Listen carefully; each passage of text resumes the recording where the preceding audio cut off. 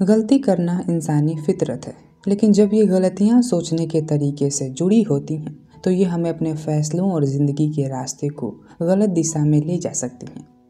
The art of thinking clearly ये एक ऐसी किताब है जो हमें उन नज़रअंदाज किए जाने वाले बायसेस, गलतफहमियों को समझाने का मौका देती है। तो चलिए हम शुरू करते हैं। ये सेकंड पार्ट है। इससे पहले मैंने एक और पार्ट बनाया है इस बुक का। हमारी अगली गलती है अवेलेबिलिटी बायस। सोचिए आप किसी जंगल में खो गए हैं। आपके पास एक पुराना गलत मैप है। क्या आप उस मैप को यूज करेंगे या बिना किसी मैप के अपनी नॉलेज पर चलेंगे? ज़्यादातर लोग मैप को यूज करेंगे। क्यों? क्योंकि हमारे दिमाग को कुछ कॉन्क्रीट चाहिए, चाहे वो गलत ही क्यों ना हो। यही होता है अवेलेबिलिटी बायस। रॉल्फ डोवेली कहते हैं, हमारे डिसीजंस अक्सर इस बात पर बेस्ड होते हैं कि हमें क्या याद है और क्या आसान लगता है। जो चीज़ अभी हमारे दिमाग में फ्रेश है, चाहे वो इनकम्प्लीट हो या गलत हो, वो ज़्यादा प्रभाव डालती हैं। एक उदाहरण लेते हैं। जब भी कोई प्लेन क्रैश होता है, लोग सडनली प्लेन में ट्रेवल करने से डरते हैं क्योंकि वो क्रैश न्यूज़ फ्रेश होती है। उन्हें लगता है कि इस एयर ट्रेवल से अनसेफ है।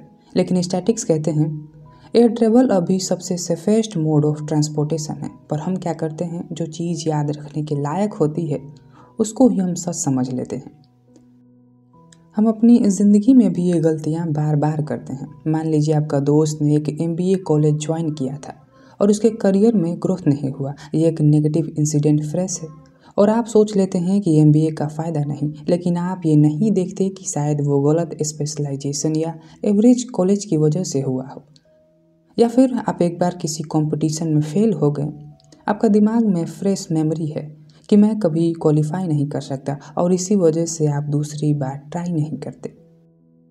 इसी बायस की वजह से हम अपनी लाइफ और गोल से दूर चले जाते हैं क्योंकि हमें अपने दिमाग में फ्रेश इंसिडेंट को ज़्यादा इम्पोर्टेंस दे देते हैं बिना पूरा एनालिसिस किए। लेकिन यहाँ पर एक क्लियर थिंकर की सोच होगी जो सिर्फ याद रखने वाले फैक्ट पर रियलाई ना करता हो, बल्कि नए डेटा और लॉजिकल एनालिसिस के बेस पर फैसले लेता है। और यही होता है अवेलेबिलिटी बायस, जो आसान और याद रहने वाले को सच मानने की जादू है। अब हमारी अगली गलती है जिसे कहते हैं the it will be get worse before it gets better fallacy. ज़िंदगी में कई बार हम खुद को ये तसल्ली देते हैं कि अभी थोड़ा टफ है लेकिन आगे से बेटर होगा। लेकिन क्या हमेशा ऐसा होता है? डोवेली कहते हैं ये एक बड़ी सोचने की गलती है। इसका मतलब होता है कि जब हम किसी चीज़ को गलत होने को जस्टिफाई करते हैं सिर्फ इसलिए क्योंकि हमें लगता है कि वो फ्यूचर में ठीक हो जाएगी, चाहे उसे ठीक होने का कोई लॉजिकल बेस ना हो। ऑथर एग्जाम्पल देते हैं एक कंपनी का। एक कंपनी नए प्रोडक्ट पर काम कर रही थी। प्रोडक्ट के फीचर इनकम्प्लीट और प्रॉब्लमेटिक थे, पर मैनेजमेंट कहती रही अभी टफ चल रहा है लेकिन जब लॉन्च करेंगे तो सब परफेक्ट होगा। रिजल्ट क्या हुआ? वो प्रोडक्ट फ्लॉप हो गया। गलती तब समझ आई जब नुकसान हो चुका था। अब हम जिंदगी में भी ये गलती करते हैं। मान लीजिए आप एक जॉब में हैं जो आपको मेंटली और फिजिकली एग्जॉस्ट कर रही है। आप सोचते हैं अगर मैं थोड़ा और टाइम तक टिक गया तो आगे सिचुएशंस बेटर होंगी। पर सच ये है कि अगर आपका इन्वायरमेंट टॉक्सिक है तो वो आगे और ज़्यादा स्ट्रेसफुल हो जाएगा।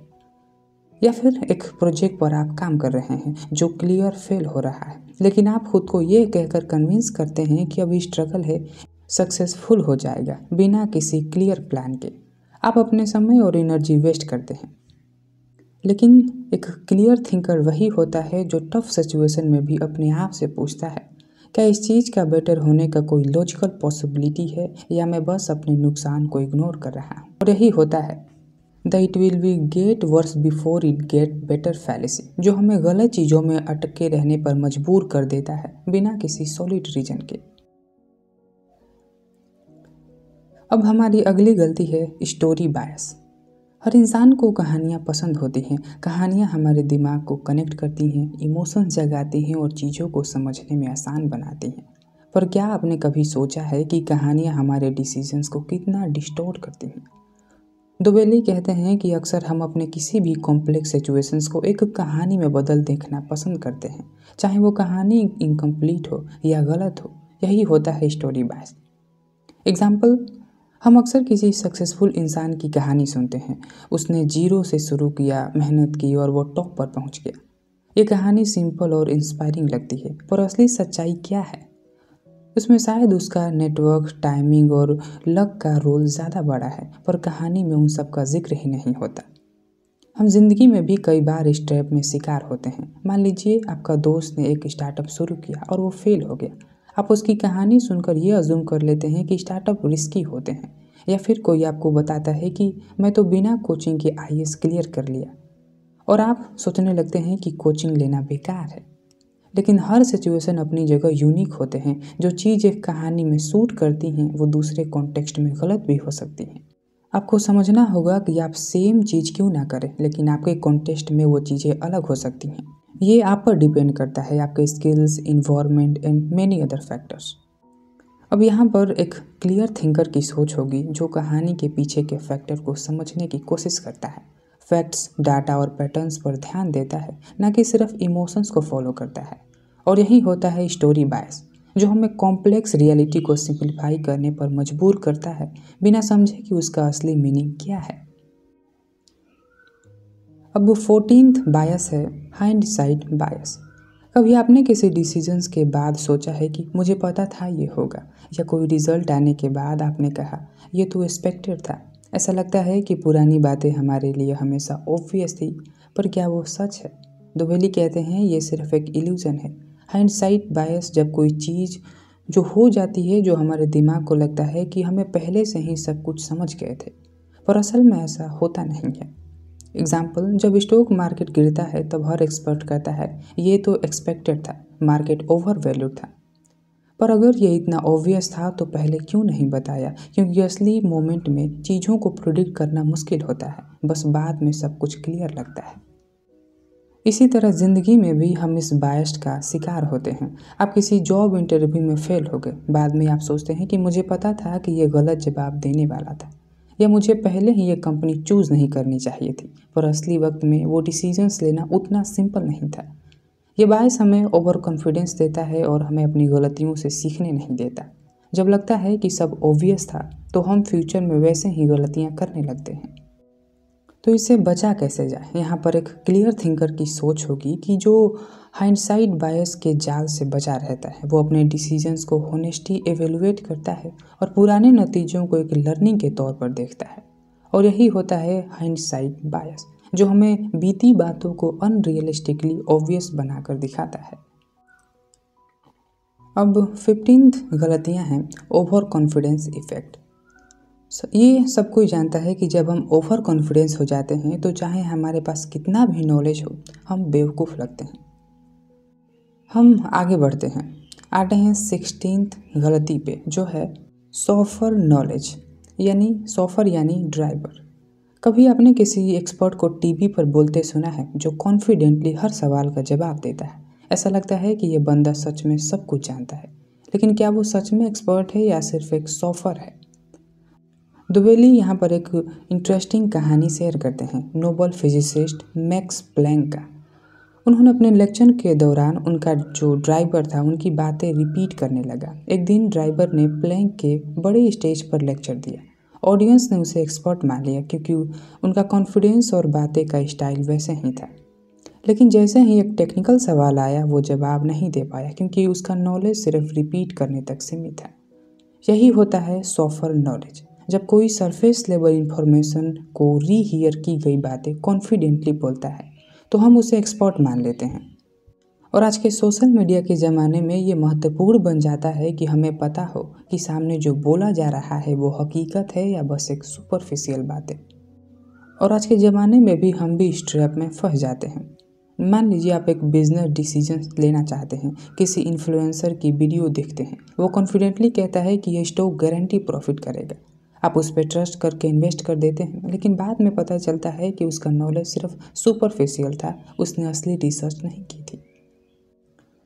पर यहाँ एक क्लियर थिंकर का सोच होगा जो सोफर और असली एक्सपर्ट में फ़र्क समझ पाता हो, और यही होता है सोफर नॉलेज, जो हमें सरफेस कॉन्फिडेंस की असली एक्सपर्टीज समझने का इल्यूज़न देता है।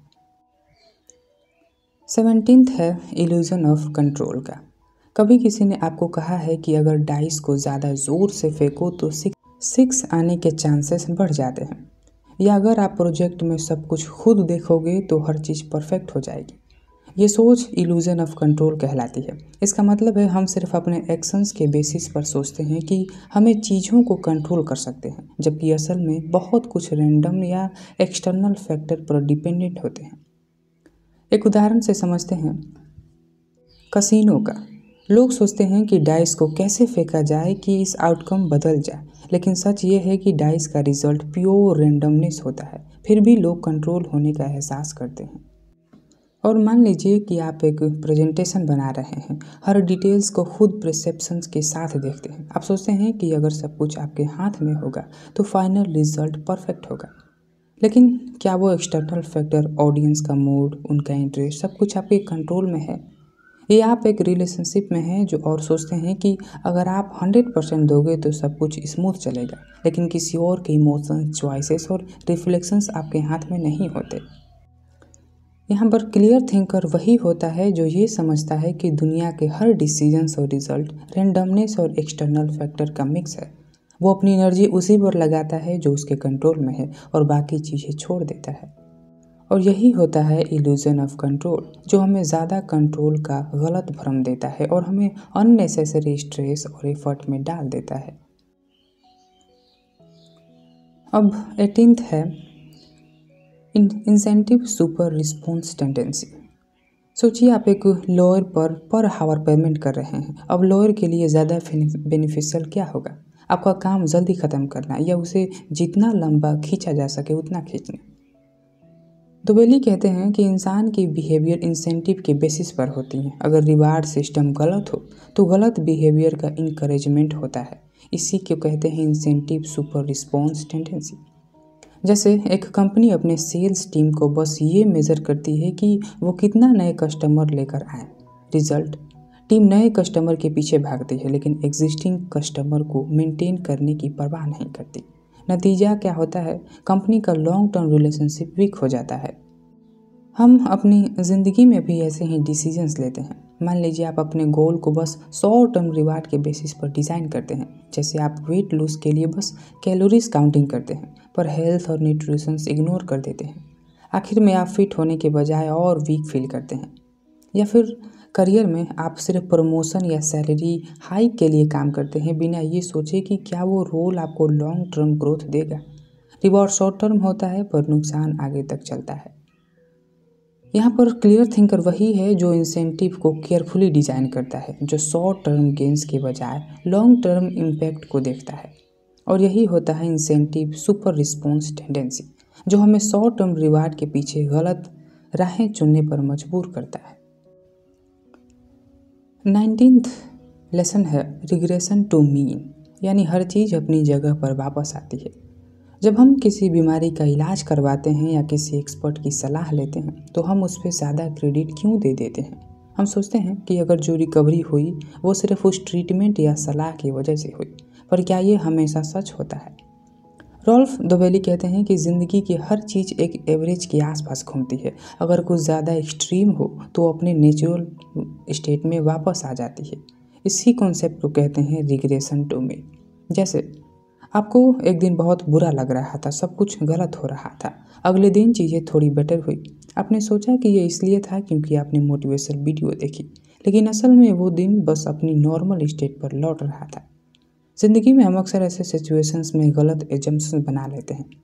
आपका परफॉर्मेंस एक दिन बहुत अच्छा होता है और आप सोचते हैं कि ये किसी स्पेशल स्ट्रेटजी की वजह से हुआ था, लेकिन अगर आप कंसिस्टेंटली उस स्ट्रेटजी को फॉलो करते हैं तो रियलाइज होता है कि आपका परफॉर्मेंस नॉर्मल स्टेट में वापस आ रहा है।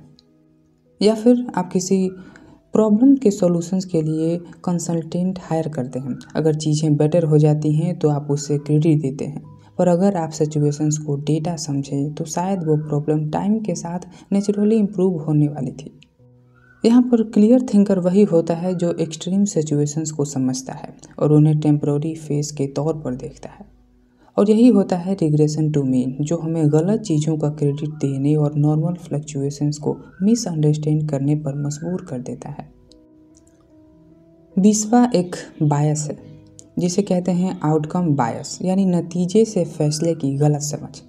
जब कोई डिसीजन सक्सेसफुल होते हैं तो हमें तुरंत सोच लेते हैं कि वो डिसीजन ब्रिलियंट था, और अगर फेल होता है तो उसे गलत समझने लगते हैं। पर क्या ये हमेशा सही है? दोवेली कहते हैं कि ये एक बड़ी सोचने की गलती है जिसे आउटकम बायस कहते हैं। इसका मतलब है हम किसी डिसीजंस की क्वालिटी को उसके नतीजे से जज करते हैं बिना उस टाइम के कॉन्टेक्स्ट और रिस्क के फैक्टर को समझे। एक उदाहरण से समझते हैं। मान लीजिए आपने एक स्टॉक में इन्वेस्ट किया और वो स्टॉक अनएक्सपेक्टेड प्रॉफिट दे गया। आप सोचते हैं कि डिसीजंस ब्रिलियंट था, पर क्या वो सक्सेस आपकी एनालिसिस की वजह से था या सिर्फ लक का खेल था? आउटकम की वजह से आपका व्यू बायस्ड हो गया। हम भी कई बार ऐसे शिकार होते हैं। आप एक रिस्की प्रोजेक्ट में काम करते हैं। अगर प्रोजेक्ट चल गया तो सब तारीफ करते हैं, पर अगर फेल हो गया तो वही लोग आपके डिसीजंस को क्रिटिसाइज करते हैं। वो नहीं देखते कि आपने उस वक्त जो डेटा और रिसोर्सेज थे उनका बेस्ट यूज किया था। क्लियर थिंकर वही है जो डिसीजंस को नतीजे से नहीं उसके प्रोसेस से जज करता है। वो हर पर्सपेक्टिव को देखता है और समझता है कि लक और रैंडमनेस का भी रोल होता है। और यही होता है आउटकम बायस, जो हमें नतीजे की रोशनी में डिसीजंस को गलत या सही समझने पर मजबूर कर देता है। तो आज के लिए बस इतना ही। मैं मिलता हूँ आपसे अगले एपिसोड में एक नए टॉपिक के साथ। तब तक के लिए धन्यवाद। मेरा नाम है आकाश कुमार।